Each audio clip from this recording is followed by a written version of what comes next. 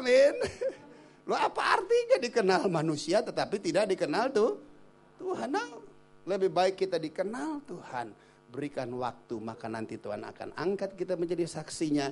Maka manusia yang lain akan mengenal engkau dengan pengenalan bahwa Tuhan menyertai hidupmu. Berikan tepuk tangan buat dia. Haleluya. Yang kita minta, ya sudah kalau nggak bisa nggak apa-apa. Mazmur 5 ayat 13 berkata, Tuhanlah yang memberkati orang benar. Dan anugerahnya memagari seperti perisai. Berarti yang harus kita minta saudara, Tuhan, bukankah Yesus telah mati bagiku? Oleh sebab itu mampukan aku untuk senantiasa hidup di dalam kebenaran. Dan pada waktu kita hidup di dalam kebenaran, itulah kesuksesan yang sejati di dalam hidupmu. Banyak orang yang sepertinya sukses di dalam harta benda, tetapi jika mereka tidak benar, sesungguhnya mereka tidak sukses. Kenapa? Karena segala sesuatu yang kita miliki, sebagaimana kita datang telanjang, maka nanti kita akan meninggalkannya juga dengan telanjang. Gak ada tuh yang udah mati, truk, toto udah bangkit lagi turun. Ngapain turun? Gue ambil berlian gue ketinggalan. Gak ada. Amin. Segede-gedenya berlian yang ada di dalam dunia, dia gak pernah mau balik lagi. Kenapa? Karena di surga jauh melebihi dari segala sesuatu yang ada di dalam dunia ini. Haleluya. Berikan tepuk tangan bagi dia. Haleluya. Yaitu roh kebenaran. Pada waktu saudara hidup di dalam kebenaran, dan kebenaran itu hidup di dalam kehidupan saudara, di tempat itulah maka saudara dengar baik, Tuhan yang menganugerahi kita dengan anugerah seperti perisai. Ada rasa aman di dalam Tuhan. Haleluya. Amin. Ada rasa aman di dalam Tuhan. Tidak sebagaimana orang-orang yang tidak benar, yang sepertinya mereka hidup di dalam kelimpahan. Tapi punyakah mereka rasa aman? Gak percaya? Tanya yang sedang bermasalah dengan KPK hari-hari ini. Halo? Yang sebelumnya mereka pikir mereka sukses mengumpulkan harta benda, tetapi tidak ada unsur kebenaran di dalamnya. Dan apa yang terjadi dengan mereka hari-hari ini? Hendaklah itu tidak menjadi bagian dari setiap gereja Tuhan. Berikan tepuk tangan buat dia. Haleluya. Karena kebenaran merupakan sesuatu yang paling penting di dalam setiap kehidupan kita. Dan jika engkau benar, Matius 6 ayat 33 berkata, carilah dahulu kerajaan Allah dan hidupkanlah seluruh prinsip kerajaan itu, yaitu kebenarannya. Maka semuanya yang sudah ada padamu, dia pasti akan tambahkan. Anak Tuhan jangan pernah takut miskin. Anak Tuhan jangan pernah takut tidak punya uang. Semakin kamu takut miskin, kemiskinan menjadi bagian dalam hidupmu. Tapi anak Tuhan yang ada di tempat ini punya ketakutan yang keren. Apa itu? Takut kaya.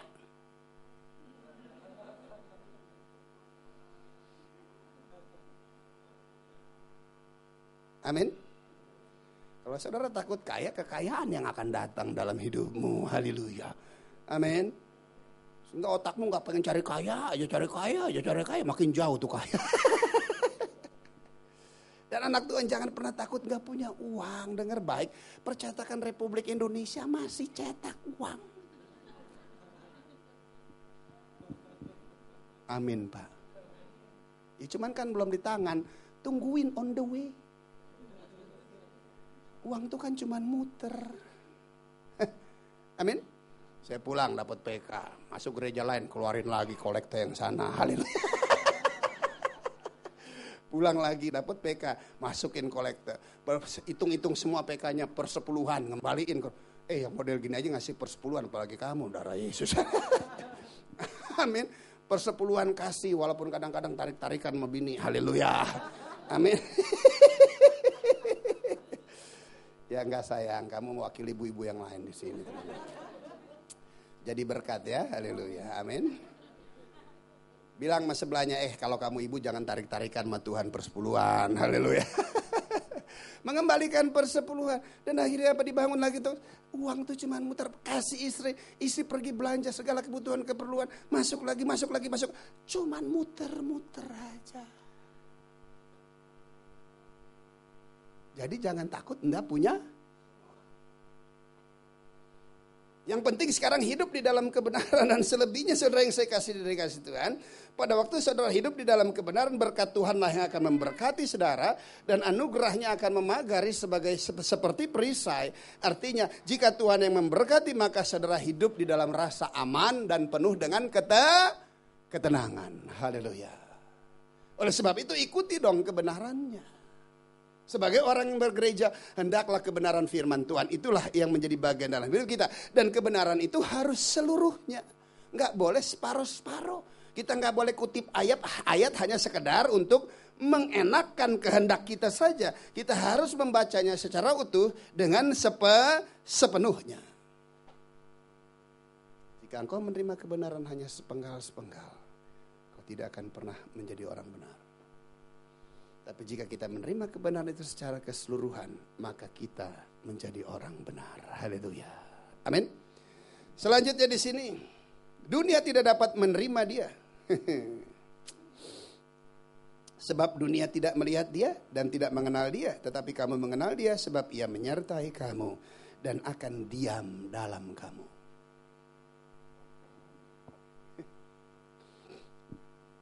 Orang dunia nih, apa yang kita lakukan yaitu kebenaran, mereka sulit untuk bisa menerimanya. Kemarin ada acara Empower 21. Ada yang ikut di sini? Ikut? Puji Tuhan. Enggak ada. Darah Yesus. Ya udah, lihat CD-nya aja nanti ya. Dan ada rekan-rekan dari Malaysia datang. Mereka mempunyai budget yang budgeting banget deh. Saya bilang ya datang saja.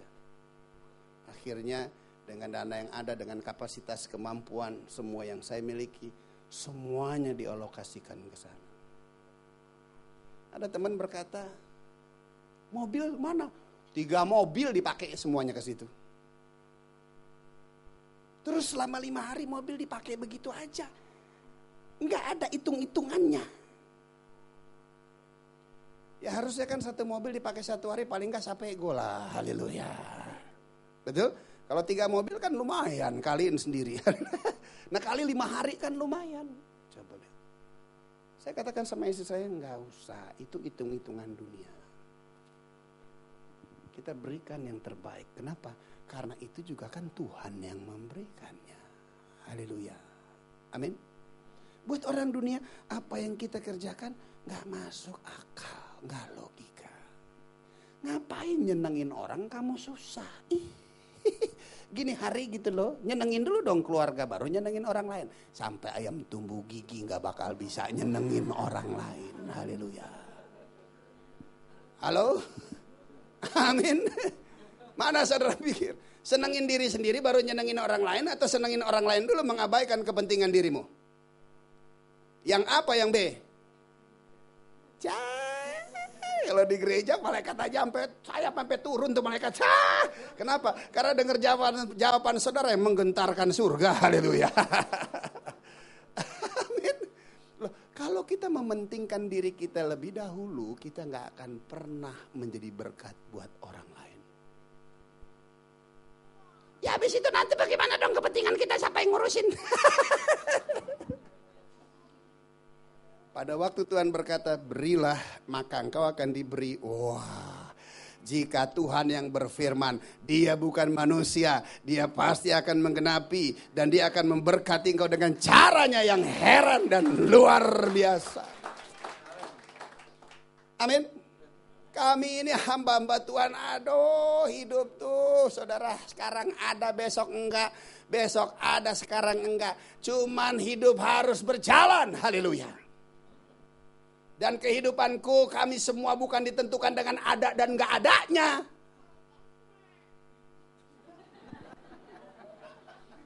Dengar tuh. Kalau lagi ada rasanya Tuhan dekat banget, haleluya. Begitu lagi ada Tuhan kemana sih, jauh banget. Saya enggak seperti itu. Pola hidup di dalam kehidup kebenaran bukan ditentukan dengan situasi kondisi yang ada.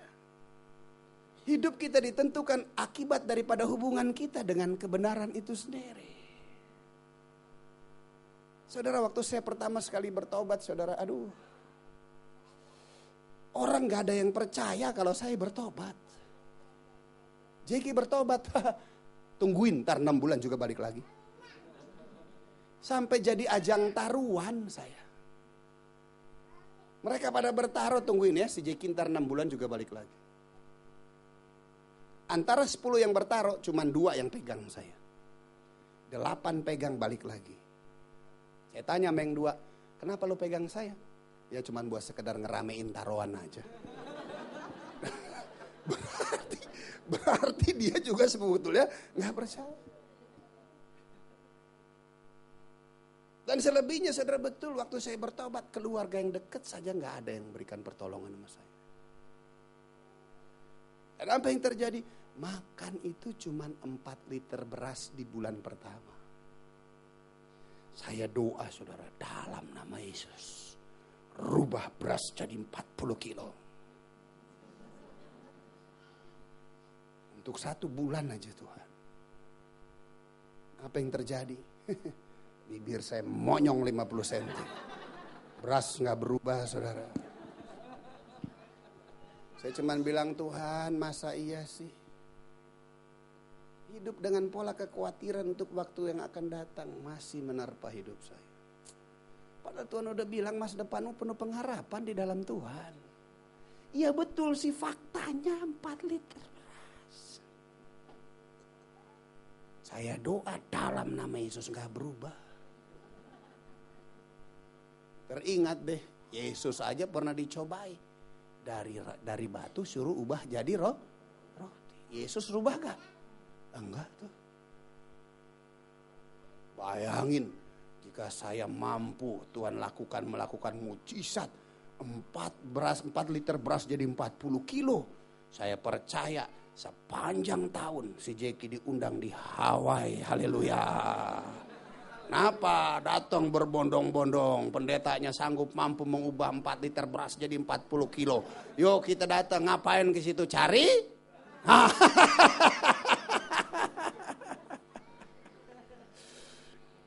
Yesus katakan, manusia hidup bukan hanya dari roti saja, tetapi dari setiap di tengah faktanya saya menghadapi situasi itu. Saya berdoa agar Tuhan lakukan mujizat. Ternyata mujizat dengan lembut dikatakan campur air yang banyak. Jek katanya, haleluya. Apa yang terjadi? Jadi makan bubur saudara, haleluya. Dan setiap hari makan bubur di bulan pertama. Tetapi puji Tuhan bahwa manusia tidak hidup dari roti saja tapi dari setiap firman. Di tempat itu pada waktu saya makan saudara, itu nyangkut saudara. Padahal bubur tuh nyangkut saudara. Ada air mata saudara. Saya gak paham air mata itu sampai tadi pagi saya berkhotbah di tempat sebelum ini. Roh Kudus kasih pemahaman nama saya. Waktu saya makan bubur, setelah saya doa agar Tuhan lakukan mujizat dari 4 liter jadi 40 kilo dan tidak berubah sebagaimana Yesus gak berubah. Dan saya dengar suara campur air yang banyak. Setelah saya masak jadi bubur, begitu saya makan nyangkut saudara. Tapi ada air mata pada waktu itu keluar. Itu air mata, ada rasa sedih, tapi ada rasa senang dan sukacita bercampur di tempat itu. Kenapa? Saya tidak berharap dan minta tolong kepada manusia.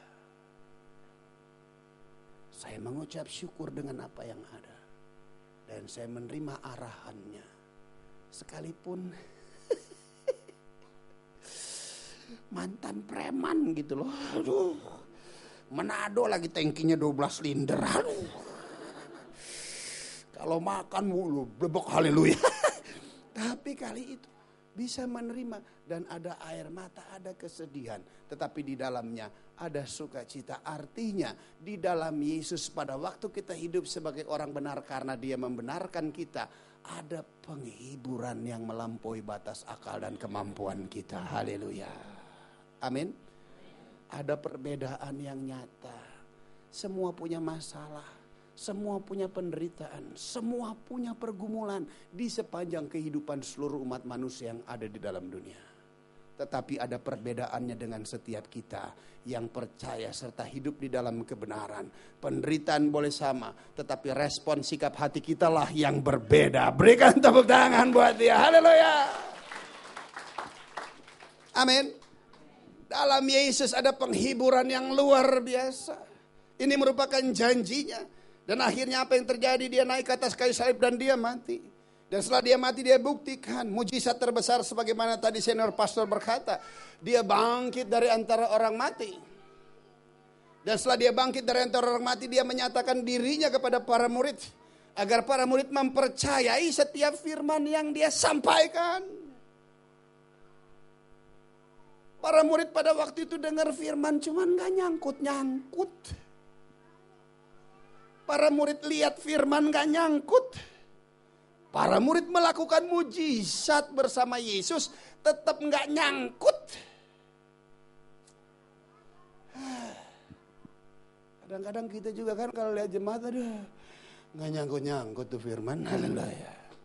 Buktinya gak nyangkut begitu Yesus mau naik ke atas kayu salib. Mereka lari kabur kucar kacir. Bahkan Petrus sumpah, gue gak kenal dia tuh. Begitu. Kenapa? Kenapa? Karena dosa yang menghalangi. Sehingga Yesus bangkit, menyatakan bahwa apa yang difirmankan itu benar. Ingat. Nah lu baru pada ingat saudara. Tuh masih kurang. Dia bilang jangan pergi dari Yerusalem di luang atas. Nantikan janji Tuhan. Setelah 40 hari Yesus naik terangkat. 10 hari. Itu hari yang ke-50 yaitu Pantekosta, Pentakosta. Di mana Roh Allah dicurahkan, saudara. Haleluya. Pada waktu Roh Allah, Roh Kudus dicurahkan. Dari titik itulah terjadi gereja mula-mula, saudara. Bahwa Roh Allah menguasai, memenuhi kehidupan manusia. Dan apa yang terjadi, saudara? Pada waktu Roh Kudus dicurahkan. Di loteng atas di Yerusalem ada lidah-lidah api di atas kepala mereka. Wow. Api membakar segala yang tidak kudus di dalam kehidupan manusia. Amin.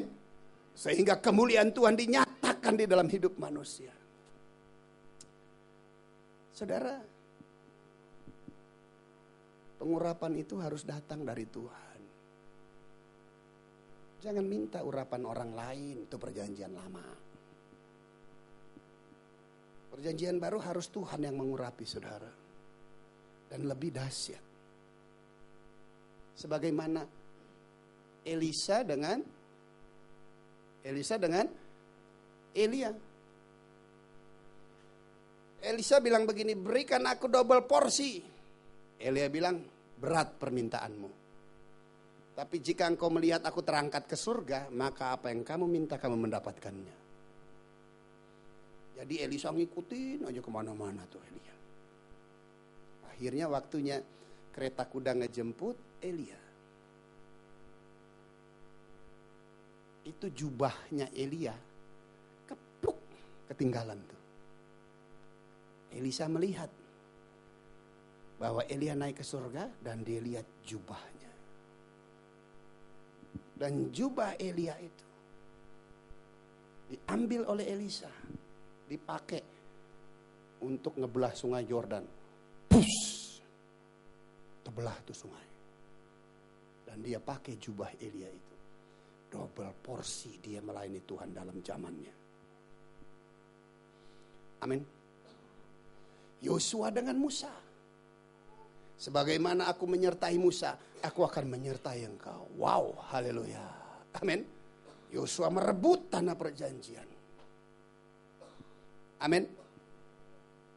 Dan sekarang ada satu Jubah pengurapan yang luar biasa. Yang diperuntukkan. Bukan cuma sekedar untuk orang-orang pada zaman itu. Kisah Rasul berkata bahwa untuk kalian, untuk keturunanmu, untuk sebanyak orang yang akan datang, yang akan dipanggil oleh Tuhan. Haleluya. Yesus berjubah enggak waktu dia melayani? Pada waktu dia mati, semua barang-barangnya diambil, hanya apa yang diundi? Jubahnya. Pada waktu prajurit ingin membagi jubah itu, kan ada 4 prajurit, kita bagi 4 yuk. Prajurit bilang, ini jubah begitu indahnya, jangan dipotong deh, jangan dibagi-bagi, ntar gak berbentuk. Udah sekarang kita buang undi aja supaya siapa yang menang bisa dapat. Coba kelewatan bener, udah di kaki Yesus masih berjudi aja dia. Haleluya. Amin. Jemaat sini gak boleh ya. Haleluya, haleluya, berjudi jalan terus. Begitu gak ada jalan, saudara menyanyi lagi. Dia buka jalan saat dia ada jalan.